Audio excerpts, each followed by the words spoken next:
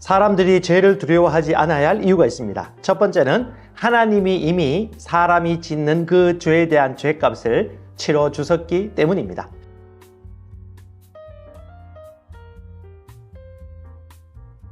사람은 보통 죄의 책감을 가지고 있습니다. 죄책감은 죄를 지은 것에 대한 책임과 그것에 따른 감정이죠. 이 죄책감은 사람이 이 땅에 태어나고 난 이후에, 인간이 죄를 지은 이후에 날마다 자동적으로 반응하는 과정입니다.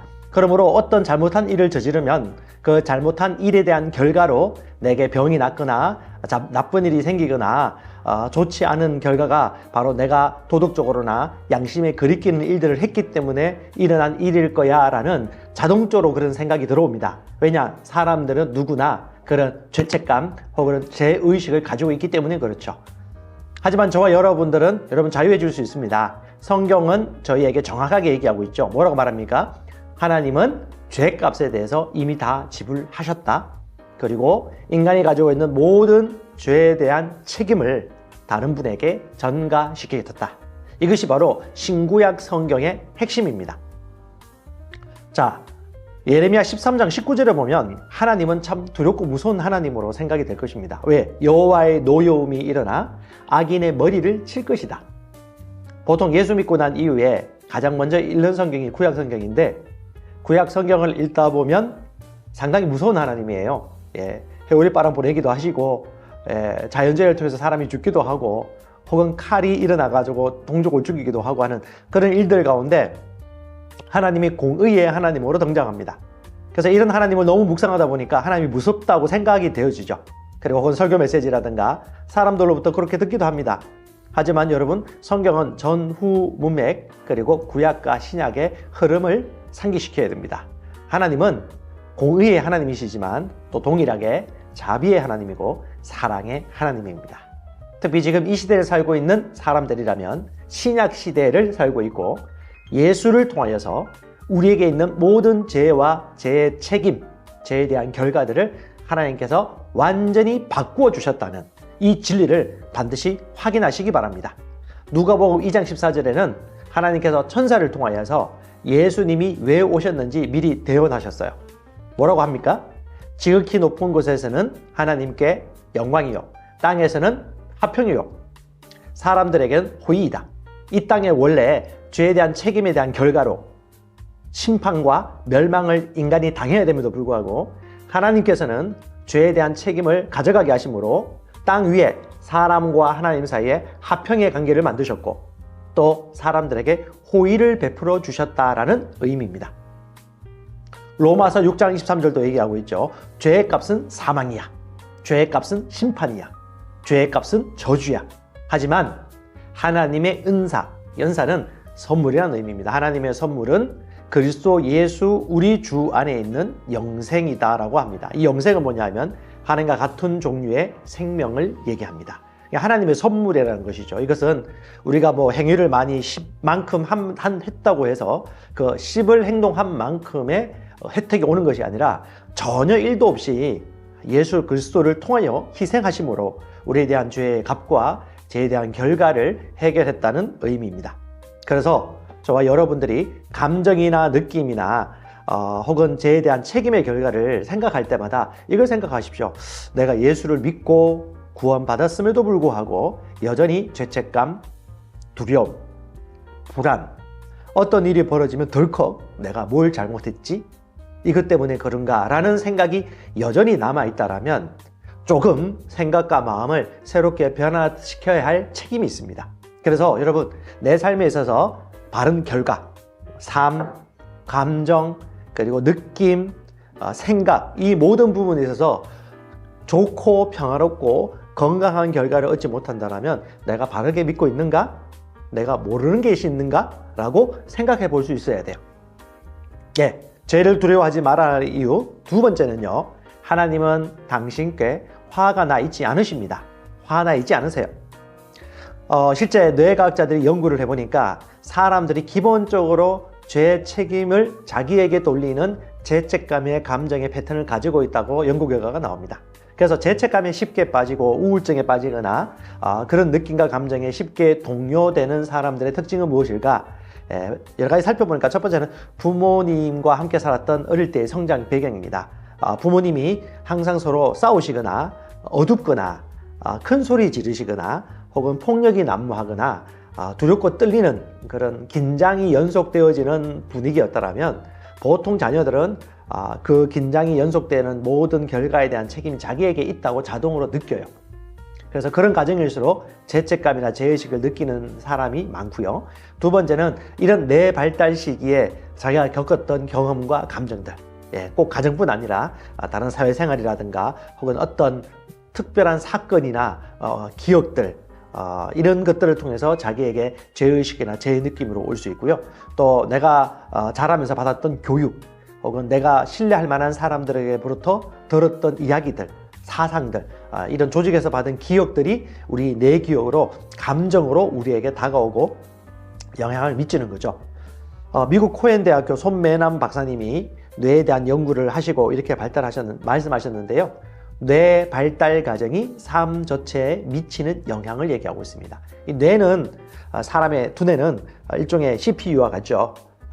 보통 한 학령 전 한 7만 7세, 만 8세 되면 인간의 모든 뇌의 90% 이상은 대부분 조직된다고 봅니다. 그러면 그 조직되어지는 과정 가운데 일어나는 경험이나 분위기나 환경이 그 뇌에 큰 영향을 미친다는 것이죠. 그래서 보통 3세 미만 영아기 때 폭력, 방임, 무관심, 학대, 술이나 담배라든가 폭력이나 어떤 사고가 있으면 이것이 영향을 줘서 폭력이나 혹은 반항이나 불안, 두려움, 죄의식, 불안장애, 습식장애, 우울증에 빠질 확률이 많이 높습니다. 그리고 4세에서 7세는 유아기인데요. 이 유아기 때는 보통 보고 듣는 것을 그대로 따라하는 편입니다. 그래서 이 시기에 가장 좋은 것은 읽고 쓰고 외국어 공부하거나 그리고 좋은 경험이나 좋은 환경을 체험하는 것이 좋은 것이죠. 하지만 이때 부정적인 경험을 많이 하거나 죄의식을 갖게 되어지면 보통 이제 부모님들이 뭘 잘못하면 너 왜 잘못했어? 라고 소리 지를 때 그것이 뭐냐? 자기에 대한 책임 감정으로 내 기억이 된다는 것이죠. 그리고 8세에서 13세가 아동기입니다. 이 아동기 때는 뇌의 회로가 거의 완성되어지고요. 측두엽, 언어와 청각, 측두엽, 언어, 청각, 그리고 두정엽이라고 있습니다. 공간, 계산, 운동에 대한 뇌인데요. 이것이 성장해가는 과정입니다. 그래서 가장 좋은 것은 만 3세까지 부모의 애착 형성, 사랑한다는 표현, 스킨십, 보호받고 있다는 느낌과 감정이 가장 중요하고요. 이후에 학령전에도 우리가 자라가면서 건강한 정보, 건강한 사회 환경이 가장 영향을 주지만 대한민국에 태어난 대부분 남녀들 같은 경우 생각보다 건강한 가정이 많지 않기 때문에 부부의 싸움이나 다툼, 어두운 분위기 속에 자랐기 때문에 이런 죄의식이나 죄책감이 많고 또 자아 존중감, 자아 정체성이 생각보다 약하신 분들이 있습니다. 그래서 그런 경험을 할 때 뇌에서는 화학 물질이 분비되어지거든요. 좋지 않은 물질이 나옵니다. 그래서 이때 성장에 가장 중요한 최고의 보약은, 최고의 치료 물질은 바로 사랑입니다. 사랑의 감정, 사랑의 느낌이죠. 하지만 여러분, 그렇다고 하더라도 유아기 때나 소년기 때 그런 좋지 않은 감정과 사건을 겪었다 하더라도 이 모든 것을 뛰어넘는 진정한 치유와 회복이 있습니다. 바로 하나님의 사랑, 하나님의 아가페입니다. 그래서 여러분 꼭 기억하십시오. 하나님은 진짜 저와 여러분의 아버지십니다. 우리 육신의 아버지도 있지만 육신의 아버지는 저를 낳아주신 아버지고 진정한 자아는요, 영이기 때문에 우리의 영이신 하나님이 말씀으로 우리를 태어나게 하셨기 때문에 우리의 진정한 진짜 아버지는 바로 하나님 아버지시라는 것을 여러분 의식하시기 바랍니다. 하나님은 당신에 대해 화나 있지 않으십니다. 하나님은 죄를 미워하시지 당신을 미워하시지는 않습니다. 하나님은 당신을 위하여 좋은 생각을 항상 품고 계십니다. 마귀는 속이지만요. 하나님은 모두 아십니다. 여러분의 동기, 과정, 또 혹은 어쩔 수 없이 피해를 받았던 사건들, 그 모든 것을 하나님은 다 아시고 다 이해하시고 그것들을 다 치유하고 회복하기를 원하십니다. 하나님은 당신의 성공, 평강, 건강, 행복을 원하십니다. 하나님은 다시 한번 말씀하지만 여러분 진짜 우리의 아버지십니다. 요한일서 4장 16절은 하나님을 딱 한마디로 표현하고 있죠. 하나님은 사랑이시다. 사랑의 의미가 뭡니까? 사랑은 아낌없이 주는 것. 사랑은 자신을 희생하면서까지 나를 위해 목숨을 바치면서까지 나를 보호하고 도와주는 것. 바로 그분이 하나님이십니다. 어떻게 신이 인간이 되어서 인간을 위해 희생할 수 있습니까? 이 세상의 모든 종교들은 그런 걸 볼 수가 없어요. 그런데 하나님은 친히 희생하셨죠. 그리고 인간을 사랑하셨기 때문에 그 사랑의 결과로 우리에게 하나님의 가족이 되는 하나님의 생명을 주셨습니다. 그래서 그 영생이 헬라어로 조에라고 하고요. God kind of life, 하나님과 같은 종류의 생명을 우리에게 주셨기 때문에 아버지와 똑같은 생명이기 때문에 하나님의 자녀가 된 것입니다. 그래서 여러분 이 사실을 믿으면 이 모든 것이 우리의 것이 되는 것입니다. 로마서 5장 16절에 이 복음은 모든 믿는 자들에게 구원을 주는 하나님의 능력이라고 말하고 있습니다. 그러므로 중요한 것은 뭐냐? 하나님이 우리를 사랑하사 주신 그 호의의 선물을 우리가 의심 없이 받아들이는 믿음이 있으면 되는 것입니다. 죄를 두려워하지 말아야 할 이유 세 번째, 모든 책임을 예수님께 전가시키셨습니다. 이 책임을 어떻게 해결했느냐? 바로 예수님께 전가시키셨습니다. 여러분, 성경에는 법칙이 있어요. 하나님의 말씀은 하늘 위에 굳게 세워져 있다고 말합니다. 그러니까 여러분, 어떤 것에 대해 심판하겠다 하면 심판은 반드시 받아야 되고요. 어떤 것에 대해서 이런 제약이 있다고 말하면 이런 제약은 반드시 조건 충분히 되어야 됩니다. 그러니까 법칙이 있어요. 그 법칙의 첫 번째가 뭐냐면 누구든지 죄를 지으면 죄에 대한 진노와 죽음이 따릅니다. 로마서 6장 23절에 죄의 값은 사망이라고 얘기하고 있습니다. 하지만 그렇기 때문에 그 죄에 대한 값을 하나님께서는 예수님을 통하여 예수님이 죄에 대한 값, 죽음의 대가를 충족시키셨습니다. 로마서 5장 8절.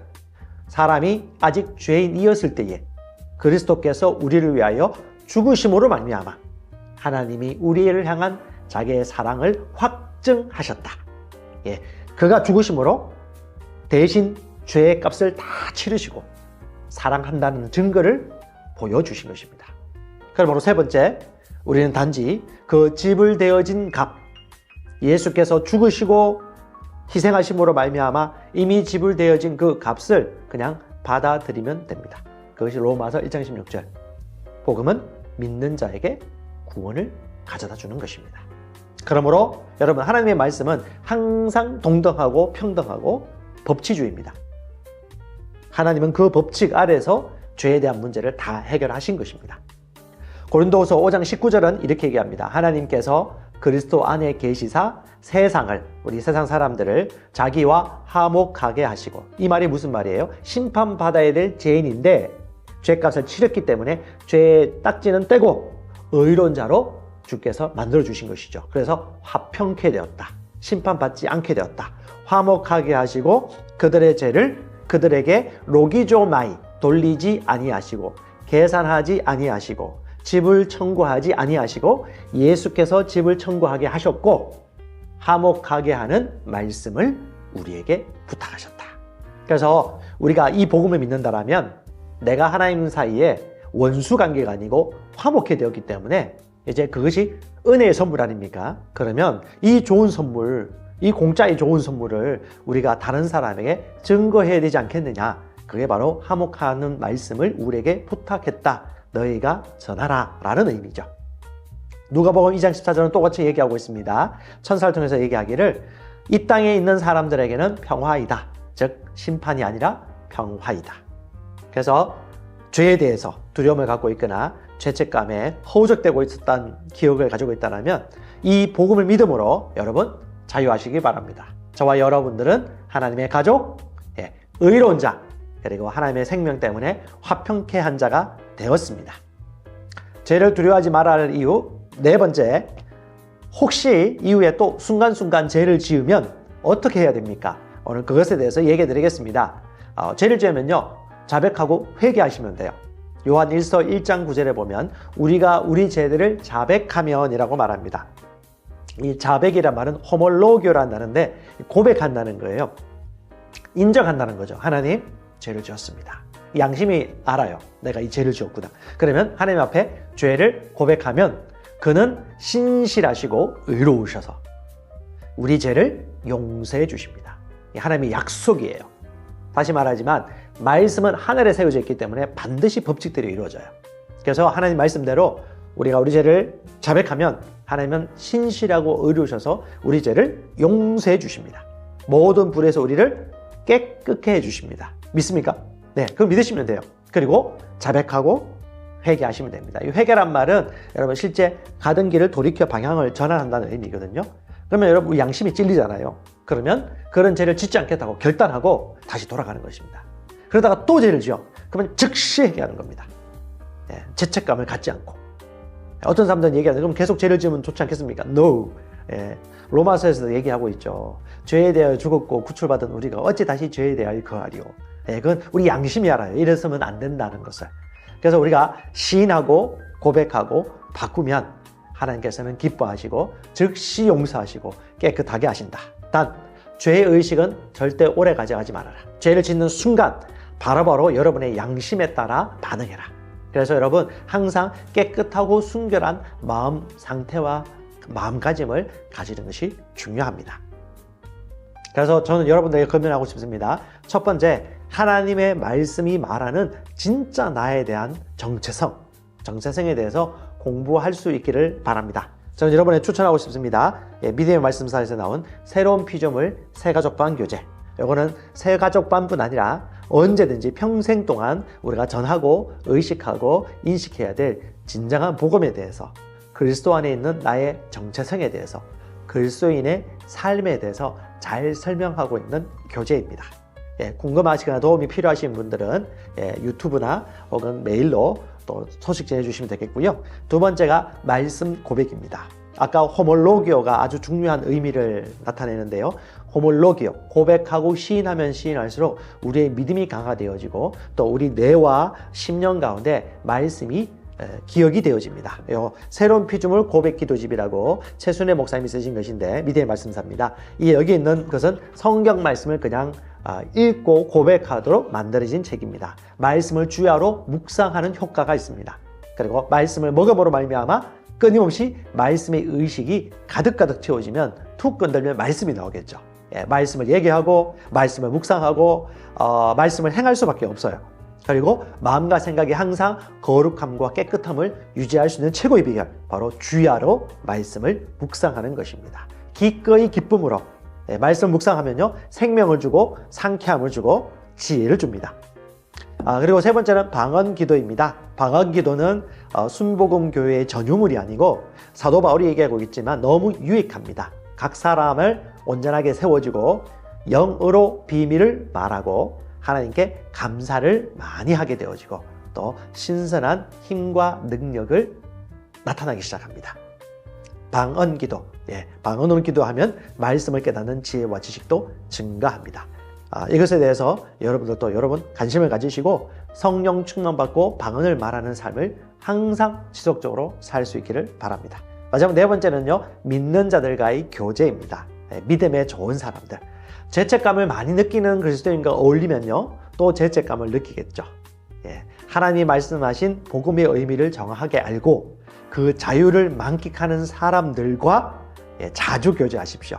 그리고 나보다도 복음을 더 잘 알고 저 사람은 참 의인답게 살아, 의인답게 가정생활해, 의인답게 말이 달라, 관계가 달라, 직장생활 태도가 달라, 이런 그리스도인들과 의도적으로 만나시고 도움도 받으시고 교제하시기 바랍니다.